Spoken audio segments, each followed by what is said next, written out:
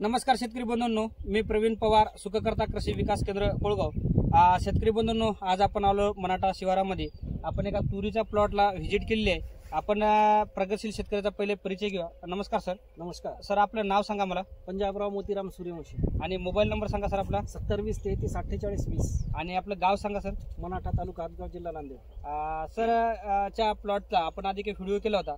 याच प्लॉटला व्हिजिट देण्यासाठी आपले एक प्रगतशील शेतकरी आले सर। नमस्कार सर। नमस्कार सर, आपलं नाव सांगा। गजानन शामराव ठाकरे। आपला मोबाईल नंबर 84 08 94 51 83। आपण कुठून आला सर? तरोडा, उमरखेड। उमरखेड तालुक्यात बरेच शेतकरी या प्लॉटला व्हिजिट करतायत। शेतकरी बंधूंनो, आपण या तुरीचा अगोदर व्हिडिओ केला होता। बरेच शेतकऱ्यांचं असं म्हणणं झालं की तुम्ही या प्लॉटला नेमकं कसं नियोजन केलं, त्याविषयी थोडक्यात सविस्तर माहिती द्या। त्या संदर्भात आपण पुन्हा एकदा व्हिडिओ तुरीवर करत आहोत। तर आपण सराकडून माहिती विचारून घेऊ आपण त्या सरांनी कसं नियोजन केलंय। सर, हे आपण तुरीची लागवड केली आहे किती तारखेची सर? 23 जूनची। 23 जूनची, म्हणजे आज 24 डिसेंबर, म्हणजे जवळपास आज 180 दिवस आपल्या पराठीला पूर्ण झाले। सर, हे वाण घेतलंय तर कुठलं वाण आहे सर? हे निर्मलचं पूर्व आहे 669। निर्मलचं पूर्व। आणि दुसरे पण वाण आपल्याकडे आहे आपल्याकडे गोदावरी आहे, रमया आहे। रमया। बाकीच्या पण तुरी कशा आहे सर? चांगल्या, सर्वच सगळ्या तुरी 100 बडकर आहे, म्हणजे तिन्ही व्हरायटी आपल्याकडे चांगल्या पिकल्या। सर, याला आपण जे नियोजन घेतलेलं आहे ते परिपूर्ण नियोजन आपल्याला कुणाकडून मिळालेलं आहे सगळं? हे सुखकर्ता कृषी सेवा केंद्र यांच्याकडून आपल्याला नियोजन मिळालेलं आहे। शेतकरी बंधूंनो, आता सरांनी जे नियोजन केलंय त्यामध्ये सर आता बरेच शेतकरी काय करतात, आपण हे आंतरपीक घेतलेलं आहे ना सर? आंतरपीक कशामध्ये घेतलेलं आहे? सोयाबीन मध्ये। सर, सोयाबीन मध्ये जे लागवड आपण कशा पद्धतीने केली सर? सोयाबीन मध्ये आपण 2 ओळीच्या मध्ये 4 तास सोयाबीनचे घेतलेली होती। बरं। तुरीच्या एका बाजूला 1 तास आणि दुसऱ्या बाजूला 1 तास, 2 तास आपण बंद केले, रिकामे होते। कसा आहे शेतकरी मित्रांनो, बरेच शेतकरी जेव्हा तुरीमध्ये आंतरपीक सोयाबीन घेतात, सोयाबीन एकत्र सगळीकडे पेरतात आणि मग तुरीला हवा मिळत नाही, कारण सोयाबीन हे कमी वयाचं पीक असल्यामुळे लवकर भरभर वाढते। 30 ते 45 दिवसात त्याची मोठी वाढ होते। तुरीची वाढ 45 दिवसापासून सुरुवात होते, त्यामुळे पिकाला हवा न लागल्यामुळे तूर सरळ वाढून जाते। आणि जास्त वाढलेल्या तुरीला खालून जमिनीपासून फळापर्यंत म्हणजे शेंगापर्यंत न्यूट्रिशन जायला वेळ लागतो आणि फुल ड्रॉपिंग होते। त्यामुळे तूर पीक कमी वाढलेलं कधी आपल्याला फायदेशीर राहते आणि त्याचा याच्या सरांनी फायदा घेतलाय।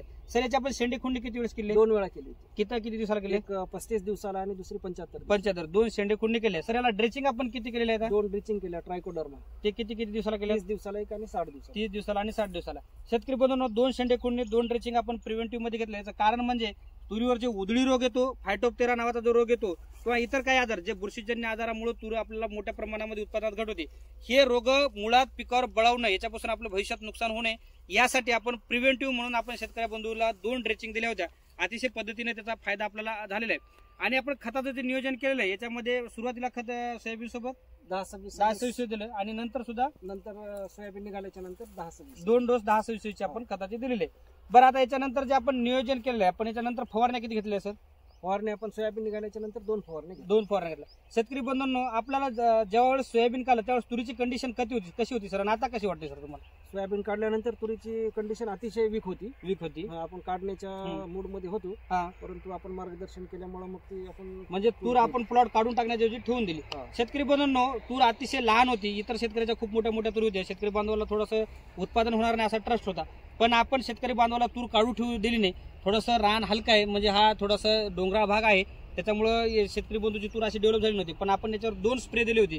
त्यामध्ये पहिला स्प्रे जे आहे ते आपण सुरू कंपनीचं अमेरिज नावाचं एक प्रोडक्ट दिलं होतं, सोबत एक चांगलंच K2 व्हायब्रंट नावाचं प्रोडक्ट आहे मायक्रोन्यूट्रन्स, जे आपण अग्रिसर्च कंपनीचं ते पण त्याच्यासोबत दिलं। आणि एक इमामेक्टिन नावाचं अळीनाशक आणि एक साधं बुरशीनाशक हेक्साकोनाझोल असं एक स्प्रे आपण पहिल्या सुरुवात शेतकऱ्याला दिला होता। आणि दुसरा जो स्प्रे आहे तो आपण फुल अवस्थेत घेतला। फुल अवस्थेमध्ये दुसरा जो स्प्रे घेतला त्यावेळेस भरपूर फुल वगैरे होतं, तर त्या टायमाला आपण एक अग्रिसर्च कंपनीचं एक्सटेंड पॉवर सुमोटोमो केमिकलचं डेल्सी नावाचं प्रोडक्ट, ज्याचा टेबुकोनाझोल आणि आझोसिस्ट्रोबिन नावाचं कॉम्बिनेशन आहे, एक अळीनाशक म्हणून आपण हे घेतलं होतं, कोराझन नावाचं प्रोडक्ट घेतलं होतं। आणि चौथं जे आहे ते आपण स्वरूप कंपनीचं एक्सप्लोर नावाचं जे कार्बोहायड्रेट्स आहेत, चांगले न्यूट्रिशन आहेत, त्याच्यामध्ये फुलाचं रूपांतर शेंगामध्ये होण्यासाठी खूप फायदा होतो, असे आपण याला 2 स्प्रे दिले।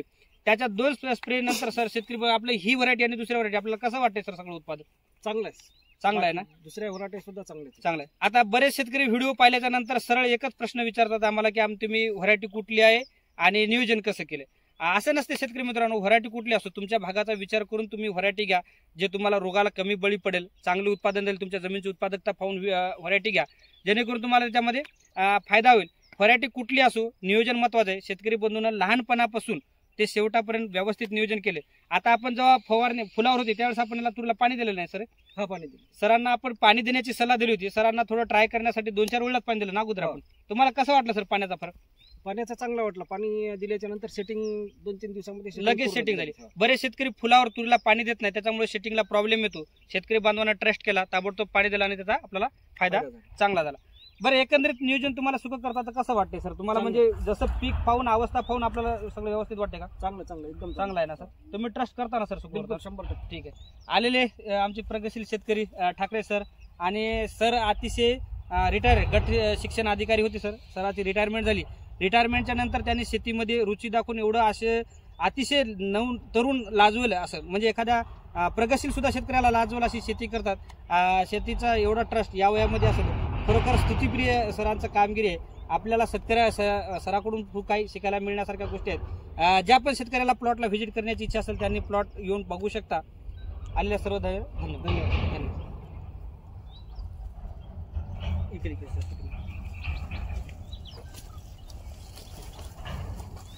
हे बघा, इकली पण तूर. एकूण क्षेत्रफळ आपलं 3 एकर आहे सगळं.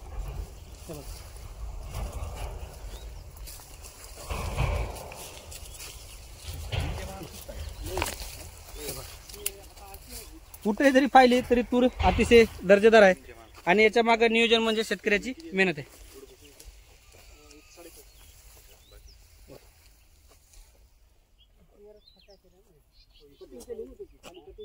कटिंग केल्यामुळे